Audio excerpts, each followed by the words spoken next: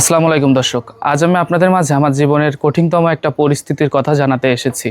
আপনারা হয়তো জানেন যে সারা বাংলাদেশের মধ্যে সর্বনিম্ন তাপমাত্রা চলতেছে আমাদের যশোরে, অর্থাৎ এত বেশি শীত পড়তেছে যশোরে যে গরু ছাগল নিয়ে আমরা কিন্তু খুবই বিপদের সম্মুখীন। গরু ছাগল নিয়ে এত পরিমাণ বিপদে বর্তমানে আমি আছি, সেটা কিন্তু আপনারা সরাসরি না দেখলে বুঝবেন না।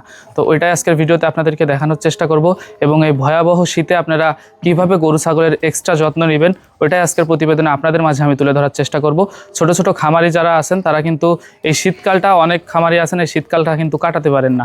এই সময়ে ছোট ছোট খামারি, বিশেষ করে আমার মতো যেসব খামারি আছেন অনভিজ্ঞ যারা, তারা কিন্তু গরু ছাগলের ঠান্ডাজনিত যে সমস্ত রোগগুলা এগুলা ফেস করেন। বিশেষ করে ছাগলের যে পিপিআর হয়, তারপর গরুর আপনার ঠান্ডাজনিত সমস্যা এবং খুরা রোগ, এইগুলা কিন্তু শীতকালে বেশি দেখা দেয়।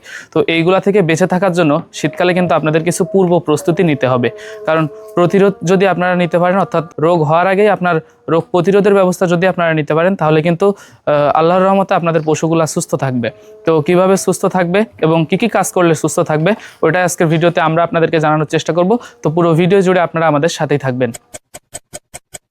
দর্শক, ঘড়িতে এখন দুপুর 1:18, অথচ আমাদের এই যশোরে কিন্তু এখনও রোদ্রের দেখা নেই। সারাটা দিন কিন্তু এরকম কুয়াশা পড়ে থাকে, এখনও কুয়াশা এবং ঠান্ডা বাতাস বইছে। অর্থাৎ ঠান্ডা বাতাসে এরকম একটা অবস্থা, আমাদের বলা যায় ঠান্ডা বাতাসে কিন্তু আমরা একেবারে জমে যাচ্ছি। তো আমাদের সাথে সাথে গরু ছাগলে কিন্তু একেবারে ঠান্ডায় বেহাল দশা ওদের। দর্শক, এই ভয়াবহ শীতের ভিতরে আমি কিন্তু আমার গরুর এক্সট্রা আরেকটা যত্ন নিই, সেটা হচ্ছে এই যে দেখতেছেন, এই যে কম দামে যে কম্বলগুলো আছে এইগুলা কিন্তু কেটে আমি এর গায়ে দিয়ে দিছি। এই দেখেন,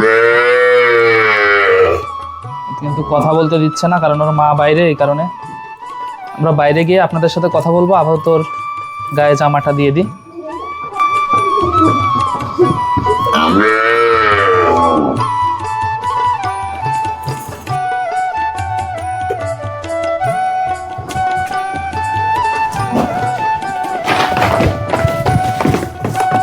দর্শক, ভয়াবহ এই শীতের ভেতরে আমরা গরু ছাগল নিয়ে যে বলতেছি অনেক বেশি কষ্টে আছি, অর্থাৎ এরাও কিন্তু অনেক বেশি কষ্টে আছে। এই দেখেন, এদের কিন্তু শরীরের লোম ফুলে গেছে।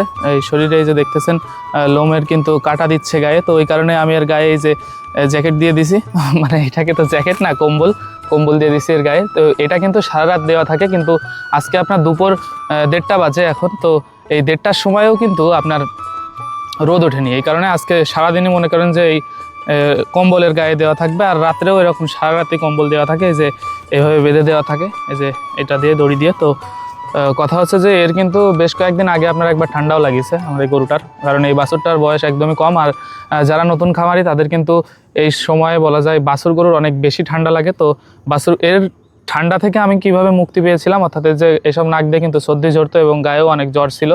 তো ওইটাও কিন্তু আমি নিজে নিজে কাটায় উঠেছি। তো যখন ওর ওই শীত ছিল গায়ে, বলা যায়, তো যখন গায়ে জ্বর ছিল ওই জ্বরটা কিন্তু আমি নিজে নিজেই সারাইছি। কিভাবে সারাইছি সেই ভিডিও ইনশাল্লাহ সামনে আসবে। তো ওই ভিডিওটা যদি দেখতে চান অবশ্যই কমেন্টে জানাবেন যে কিভাবে এর ঠান্ডা আমি সারাইছি। অর্থাৎ এই বাছুরগুলারে কিন্তু আপনার ইনজেকশন দেওয়া যায় না, এই ছোটো ছোটো বাছুরগুলা কিন্তু ইনজেকশন দিয়ে এদের রোগ সারানো যায় না, এদের রোগ সারানোর পদ্ধতি আছে। তো সেই পদ্ধতিতে আমি সারাইছি। আর আজকে টপিক ওইটা না, আজকে টপিক হচ্ছে ঠান্ডার ভিতরে কিভাবে যত্ন নেবেন, অর্থাৎ যেই টপিকে ছিলাম। তো প্রথমত কথা হচ্ছে যে গায়ে এই যে সোয়েটার দেওয়া আছে, এটা দেওয়া থাকবে গায়ে এইভাবে। আর যদি রোদ না ওঠে সেক্ষেত্রে এই বিষয়টা মাথায় রাখবেন, এদের ঠান্ডা যেন কোনো মাথায় লেগে না যায়। আমি জাস্ট এখন গরুর ঘরটা একটু পরিষ্কার করার জন্য এদেরকে মাঠে নিয়ে আসছি। জাস্ট 10 মিনিট থাকবে এরা, 10 মিনিট পরে আবার এদেরকে নিয়ে যাব। কিন্তু রোদ যদি থাকতো সেক্ষেত্রে আমরা দেখা যাচ্ছে যে দুপুরে আপনার বেশ একটা টাইম এদেরকে আমরা মাঠে চড়াতাম। দর্শক, শীতে গরুর এক্সট্রা যত্ন কিভাবে নেবেন, অর্থাৎ সঠিক যত্ন কিভাবে নেবেন, এক্সট্রা যত্ন না, ওইটাই কিন্তু দেখানোর চেষ্টা করতেছি আজকের ভিডিওতে। তো দেখেন, পানির ক্ষেত্রে যে বিষয়টা, আমরা কিন্তু একেবারে গরম পানি দিচ্ছি। এই যে এই বিষয়টা সবসময় খেয়াল রাখবেন। আমি কিন্তু ঠান্ডা পানি গরুরে দিই না বললেই চলে, একদমই অল্প দিই। তো অতিরিক্ত ঠান্ডা দেওয়ার দরকার নেই, স্বাভাবিক মানে খাওয়া যাবে এরকম ঠান্ডা দিলে দেখা যাচ্ছে যে তাহলে এই যে দেখতেছেন মানে স্বাভাবিক যে একেবারে মানে হালকা গরম থাকবে, অতিরিক্ত গরম থাকবে না। এরকম দিলে আপনার খাবারটা যখন খাবে ওরা, তখন দেখা যাচ্ছে যে ওরা একটু স্বাচ্ছন্দ্যে খাবারটা খেতে পারবে।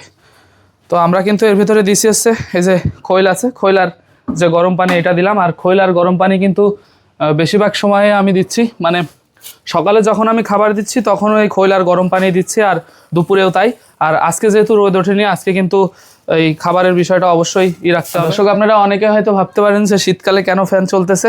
আমি কিন্তু গরুর ঘরটায় যে ধুয়ে দিছি আপনার 11টার দিকে গরুর ঘর ধুয়ে দিছি, কিন্তু দেখেন ভাই এখনও কিন্তু গরুর গোয়াল কিন্তু শুকায়নি।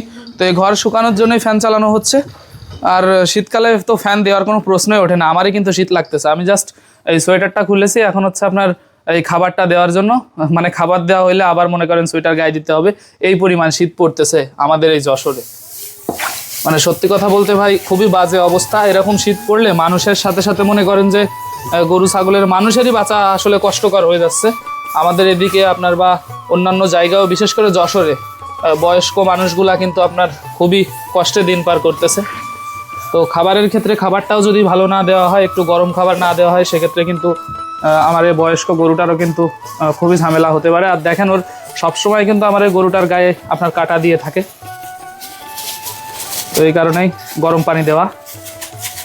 খামারের বাস্তব অভিজ্ঞতাগুলোই সবসময় আমি আপনাদের মাঝে শেয়ার করি। এভাবে হয়তো আপনাদেরকে কেউ দেখাইছে কিনা আমি জানি না, তবে আমি চেষ্টা করি সর্বদা আমার বাস্তব অভিজ্ঞতাটা আপনাদের মাঝে শেয়ার করতে, যাতে করে আপনারা আমার এই ভিডিওগুলো দেখে কিছু শিখতে পারেন।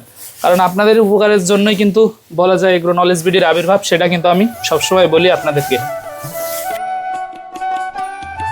দর্শক, শীতে গরুর যত্ন নেওয়ার ক্ষেত্রে যে বিষয়টা আপনাদেরকে আমি বলতেছি, যে পানিটা কিন্তু গরম দিবেন। গরম পানি না দিলে কিন্তু ঠান্ডা পানি খাইতে গেলে ওদের কষ্ট হবে। আর মানুষেরও দেখেন যে যারা একটু বয়স হয়ে গেছে তারা কিন্তু আপনার একটু গরম পানি হইলে হয় কি, ওরা একটু খেয়ে স্বাচ্ছন্দ্য বোধ করে। আর আমার গরুটারও তো বয়স হয়ে গেছে, সেটাও তো আপনারা হয়তো জানেন। তো কথা হচ্ছে যে আমরা খাবার হিসাবে তো আপনারা সবসময় জানেন যে আমি গমের ভুসি আর যে খোলটা আছে ওইটা দিচ্ছি, গমের ভুসি আর সরিষার খোল। আর সরিষার খোলের কিন্তু এই বিশেষ করে শীতকালে সরিষার খোলের কিন্তু উপকারিতা অনেক বেশি রয়েছে। এর কারণ হচ্ছে আপনার সরিষার খৈলেও কিন্তু গরুর যে শরীর, তার শরীরটা আপনার গরম থাকে।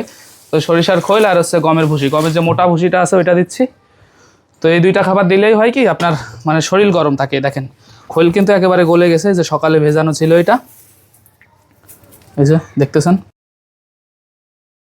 এই যে দেখতেছেন খৈলও কিন্তু একেবারে গলে গেছে। তো এই খৈল খাওয়ানোর মূল উদ্দেশ্যই হচ্ছে যাতে শীতে শরীর গরম থাকে, সেটা তো বললামই। আর গরম পানি দিলে আপনার খাবার খাওয়ার যে এইটা পরিমাণটাও বেড়ে যায়। আমি খেয়াল করে দেখেছি আপনার মানে খাবার যদি আমরা হচ্ছে পানিটা ঠান্ডা দিই, সেক্ষেত্রে গরু কিন্তু পুরো খাবারটা শেষ করে না, কিন্তু যদি পানি আপনার আমি গরম দিই সেক্ষেত্রে কিন্তু পুরো খাবারটা শেষ করে দেয়। তো কথা হচ্ছে যে খাবারের দিকটা এই যে যেমনটা বললাম যে গরম পানি দিয়ে খাওয়াবেন। আর শরীর গরম রাখার জন্য এই যে আপনাদেরকে তো পূর্বেই আমি বলেছি যে কম্বল যে গায়ে জড়া দিচ্ছে ওটা দিচ্ছে। আর রাত্রে কিন্তু লাইট জ্বালানো থাকে, এই যে দেখতেছেন 100 পাওয়ারের একটা লাইট জ্বালানো থাকে। তো এইগুলাই হচ্ছে আমার শীতকালের মেনলি যত্ন গরু ছাগল বিষয়ক। তো আপাতত খাবারটা আমি দিয়ে দিই, তারপরে আবার আপনাদের মাঝে ফিরে আসতেছি। দর্শক, ভয়াবহ এই শীতের ভিতরে গরুর যত্ন আমি কিভাবে নিচ্ছি ওইটা আপনাদেরকে জানানোর চেষ্টা করতেছি। অর্থাৎ আমার মতো ছোট ছোট খামারি ভাইয়েরা যারা আছেন তারা কিভাবে গরুর যত্ন নেবেন ওইটা আপনাদেরকে কিন্তু আমি জানানোর চেষ্টা করতেছি। তো আমি আপনাদেরকে যেমনটা বললাম যে খাবারের বিষয়টাও কিন্তু আপনাদেরকে আমি কেবলই দেখালাম। এই যে এদেরকে যে খাবারটা দেওয়া হয়েছে সেইখানে কিন্তু আমি গরম পানি দিচ্ছি। আর গরম পানি দেওয়ার কারণে কিন্তু এই যে আমার এই গরুটা কিন্তু স্বাচ্ছন্দ্যে খাবার খাচ্ছে, কিন্তু এর গায়ের কাটা দেওয়া কিন্তু কমেনি। এর একটা কারণ আছে, গায়ের কাটা দেওয়া কারণ কমবে না, কারণ আমাদের যে অবস্থা আমাদেরই তাই শরীরের লোম দাঁড়ায় যাচ্ছে, এরকম একটা শীত আমাদের যশোরে এখন পড়তেছে। সর্বোচ্চ শীতে আপনারা চেষ্টা করবেন কোনো অবস্থাতেই গরুর যেন ঠান্ডা না লাগে, মানে ওর গায়ে যেন বাতাস না লাগে। আমি আর কিছুক্ষণের মধ্যে ওই পর্দাটা দিয়ে দিব। তো কথা হচ্ছে যে চারিপাশটা অবশ্যই রাখবেন। এই যে আমি আপনাদেরকে যেমনটা দেখাইছি চারিপাশটা ঘেরা রাখতে হবে। মানে আমার পুরো ভিডিওর সারসংক্ষেপ যদি আপনারা জানতে চান সেক্ষেত্রে আপনাদেরকে আমি বলবো যে মানে মেনলি যে বিষয়টা আজকে আমি আপনাদেরকে জানানোর চেষ্টা করেছি সেটা হচ্ছে প্রথমত ঘর থাকবে একদম আপনার আটকানো, এবং লাইট দিবেন এই যে 100 পাওয়ারের লাল লাইট এইগুলা। আর খাবার সকালে খাবার দিবেন আর দুপুরে খাবার দিবেন। আমি তো 2 বেলায় দিই, আপনারা কিভাবে দেন সেটা তো আর আমার জানা নেই, তবে আমি 2 বেলায় দিচ্ছি। তো এই 2 বেলার খাবারে 2 বেলায় কিন্তু আমি গরম পানি ইউজ করতেছি। তো সরিষার খোল দিচ্ছি, গমের ভুসি আর গরম পানি, এগুলো দিয়েই মেনলি খাবার খাওয়ানো হচ্ছে। আর শরীরটা হিট রাখার জন্য সরিষার খোল কাজ করে, সেটাও আমি আপনাদেরকে বলেছি। আর একটা জিনিস ইউজ করতে পারেন ঔষধের ভিতরে, সেটা হচ্ছে একটু জিঙ্ক খাওয়াতে পারেন মাঝে মাঝে, কারণ জিঙ্কটা খাওয়ালে এই শীতের ভেতরে রোগ প্রতিরোধ ক্ষমতাটা বৃদ্ধি পাবে। তো শীতের সর্বোচ্চ কথাই হচ্ছে ঠান্ডা লাগতে দেওয়া যাবে না। ঠান্ডা লেগে গেলেই কিন্তু বড়সড় বিপদের সম্মুখীন আপনারা হয়ে যাবেন, কারণ ছোট ছোট বাছুর অথবা বড় গরু এদের যদি ঠান্ডা লাগে তো সেক্ষেত্রে আপনাদের অনেক বেশি টাকা কিন্তু খরচ হয়ে যাবে। তো কি পরিমাণ শীত পড়তেছে যশোরে হয়তো আপনারা অনেকেই জানেন, গুগলে সার্চ দিলেও আপনারা বুঝতে পারবেন যে দেশের সর্বনিম্ন তাপমাত্রা আমাদের যশোরেই কিন্তু এখন রেকর্ড। তো এই রেকর্ড তাপমাত্রার ভেতরে গরু ছাগলের যত্ন নিতে গিয়ে সত্যিই কিন্তু আমাদের অনেক হিমশিম খেতে হচ্ছে। তো আমি আমার সেই বাস্তব অভিজ্ঞতাগুলোই আপনাদের মাঝে তুলে ধরার চেষ্টা করলাম, অর্থাৎ আমার এই ভিডিওগুলো থেকে আপনাদের যদি সামান্যতম উপকার হয় সেটাই হচ্ছে আমার সবচেয়ে বড় সার্থকতা। তো কৃষি বিষয়ক এবং ফার্মিং বিষয়ক, বিশেষ করে এই ধরনের খামার বিষয়ক ভিডিও যদি আপনারা নিয়মিত পেতে চান, অবশ্যই সাবস্ক্রাইব করে এগ্রো নলেজ বিডির সাথে থাকবেন, কারণ আপনাদের উপকারের সাথেই কিন্তু এগ্রো নলেজ বিডির আবির্ভাব, সেটা আমি সবসময় আপনাদের উদ্দেশ্যে বলার চেষ্টা করি। তো সকলে ভালো থাকবেন, আল্লাহ হাফেজ।